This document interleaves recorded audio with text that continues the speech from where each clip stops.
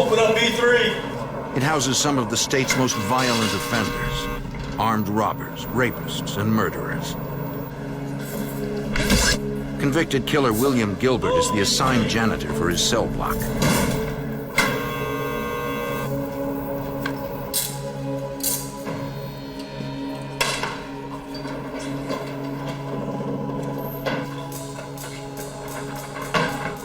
For Gilbert, July 4th, 1987 is Independence Day.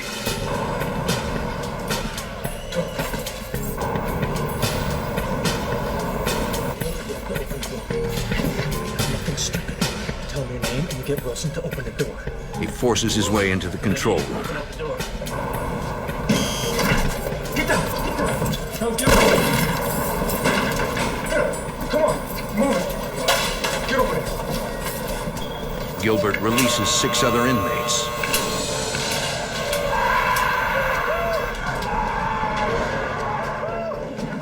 They join him in the control room.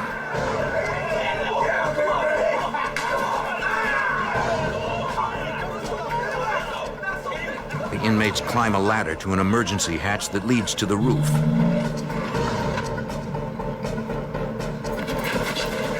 They take one of the guards with them as a hostage.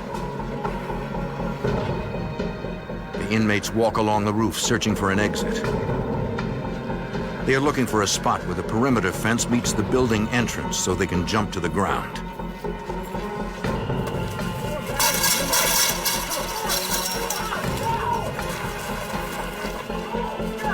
Once they get down, they handcuff the guard to a fence and disappear into the night.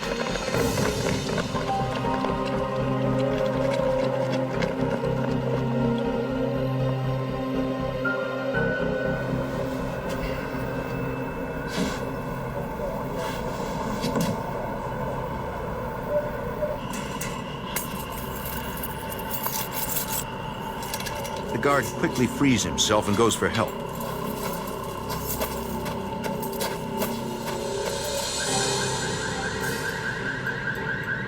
Prison officials are stunned when they realize several dangerous inmates are now on the outside. Somehow, Gilbert got a gun inside the prison. He managed to get past the unit's security in less than 2 minutes. Because of budget cuts, there was no guard in the tower overlooking the roof area where the men escaped. Also, the security sensors on the roof were not functioning. The prison officials have no idea if the inmates were aware of this or if they just got lucky. The prison goes into lockdown.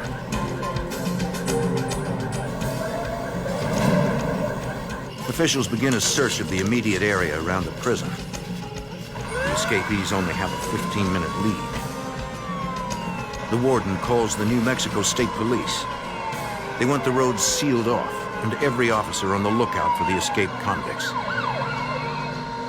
Not certain how many escaped, guards conduct an emergency head count.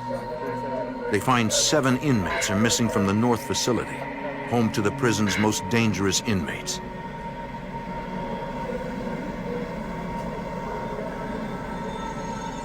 Next, the entire prison is searched to determine if any of the escapees are still hiding within the prison complex. The 7 men are nowhere to be found. Storage area is clear. Going to second location. Local police and sheriff's departments are given the inmates' descriptions and warned to be on the lookout. Prison officials brief investigators from the New Mexico State Police. Former Lieutenant Mark Radosevich. We have to develop an investigative plan, a public notification plan, and an apprehension plan, and they all have to be working simultaneously. If we fail to do them in an appropriate manner or in a timely manner, the results could be devastating. The prison is 14 miles from the heart of Santa Fe, and several residential areas are within a few miles of the complex. Investigators fear the inmates are desperate enough to resort to violence. The prison staff identifies the 7 escapees. William Gilbert is a 4-time killer. His death sentence was commuted to life in prison when New Mexico abolished the death penalty in 1986. James Kinslow is a serial rapist and killer. At the age of 22, he was sentenced to 3 life terms. David Gallegos is serving a sentence for armed robbery. Robert Davis is a former police officer turned armed robber. John Schmidt, Hector Torres, and Michael Romero are all violent criminals serving lengthy sentences. The New Mexico State Police assigned David Osuna as the case agent. I could hear the other people from the Department of Corrections saying, oh no, it's Jimmy Kinslow, oh no, it's William Wayne Gilbert. David Gallegos, probably the most notorious and dangerous individuals at the penitentiary of New Mexico. Deputy Warden Keith Norwood. They're serving life sentences. What do they have to lose if they are outside the perimeter fence and within the community? They had nothing to lose.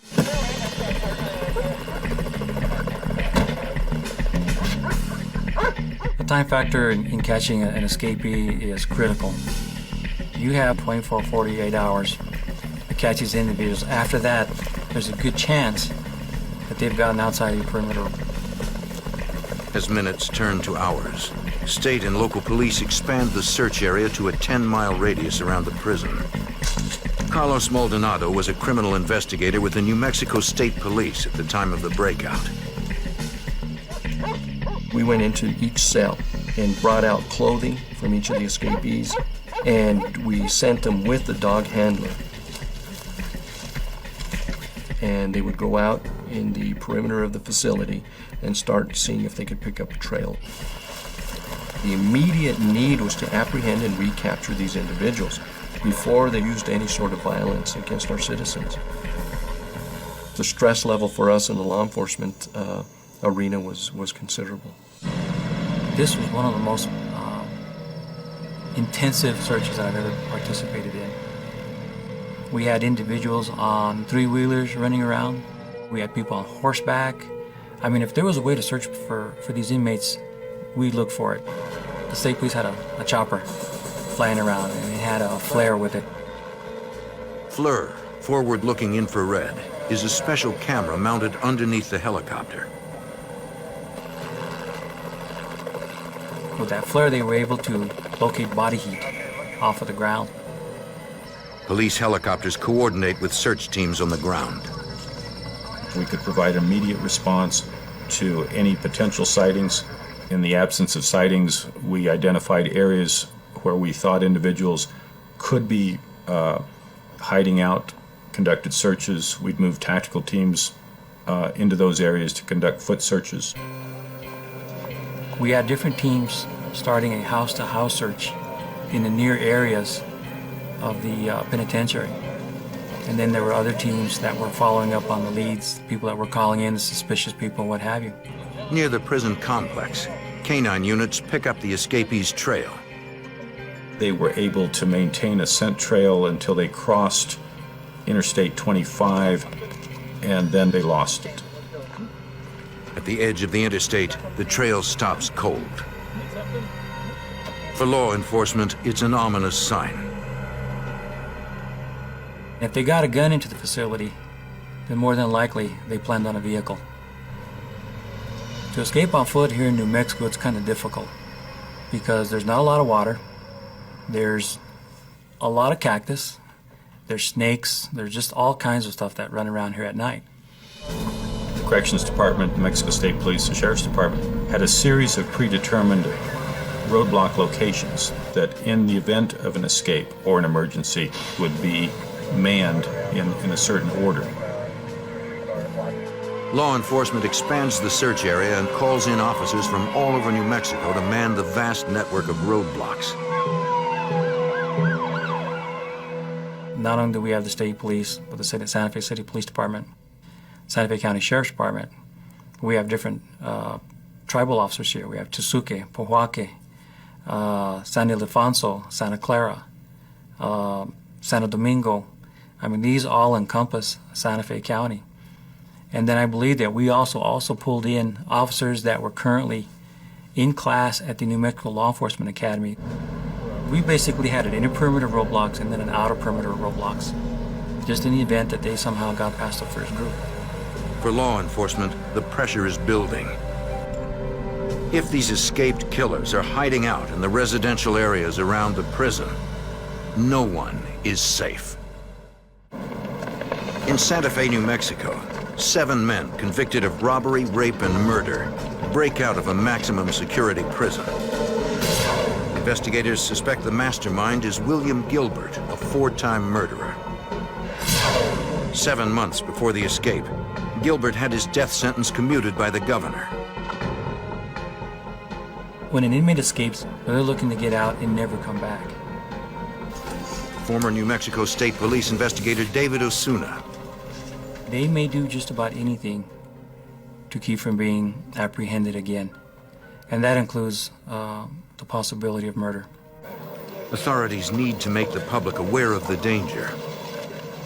I've never heard of a correctional officer being shot, and it was just my opinion that they'll shoot anybody to get away.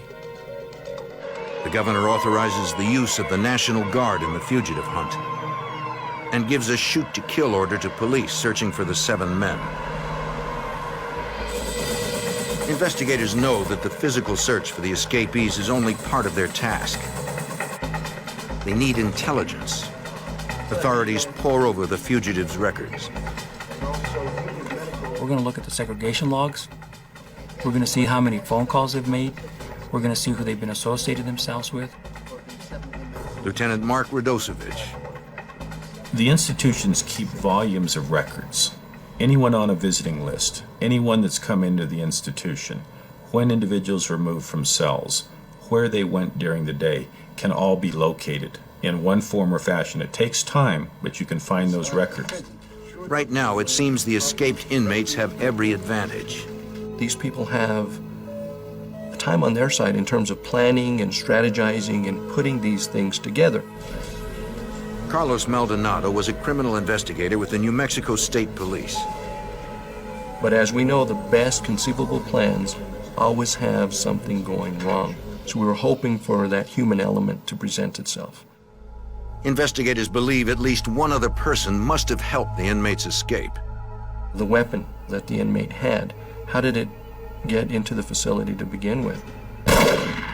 Could there have been another accomplice that maybe was employed through the correctional facility? We didn't know, but we knew that the weapon gained or entered into the facility somehow. They also suspect someone close to the inmates must be helping them now, possibly family or friends. They're going to need to change their clothes. They're going to need food. They're going to need transportation. They're going to need a means to communicate. We have to know early on, if these inmates are going to contact somebody, who would it be? It doesn't take any sort of sophisticated analysis or evaluation to know that it's probably going to be family members that are going to step out on the limb and risk their own freedom to try to help out a loved one. That's kind of the common denominator and one that we're going to look at immediately.